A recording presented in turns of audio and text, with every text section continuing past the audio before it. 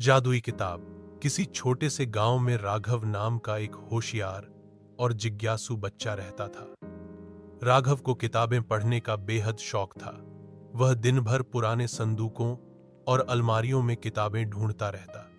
एक शाम राघव गांव के पुराने पुस्तकालय में गया, जो सालों से बंद पड़ा था। अंदर जाते ही उसकी नजर एक धूल धूसरित पुरानी सी किताब पर पड़ी, जिस पर लिखा था जादुई किताब।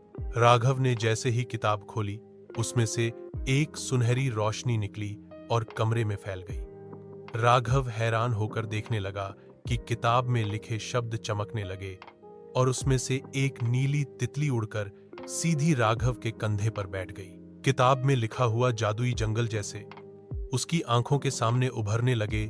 रंग बिरंगे फूल, चमचमाते झरने और बात करने वाले जानवर। राघव किताब में आगे पढ़ने लगा तो उसमें लिखा था कि जो बच्चा जादुई किताब पढ़ेगा वह उस जंगल में जा सकेगा और वहां से कुछ सीखकर लौट सकेगा। राघव ने जैसे ही यह पढ़ा, वह अपनी आंखें बंद कर बैठ गया।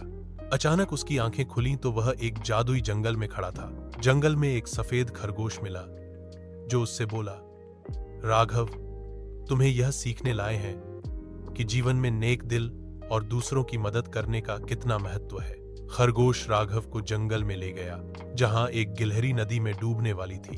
राघव दौड़ा और अपनी पूरी ताकत लगाकर उस गिलहरी को बचा लिया। गिलहरी राघव का धन्यवाद करने लगी और जंगल में सभी जानवर उसकी नेकदिली की तारीफ करने लगे।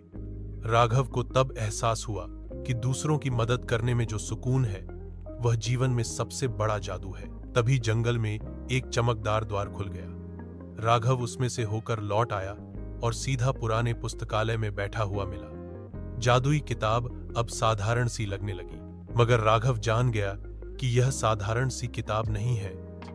यह जीवन का सबसे जरूरी पाठ सिखाने वाली जादुई किताब है। राघव ने वह किताब सीने से लगाई और लौट गया।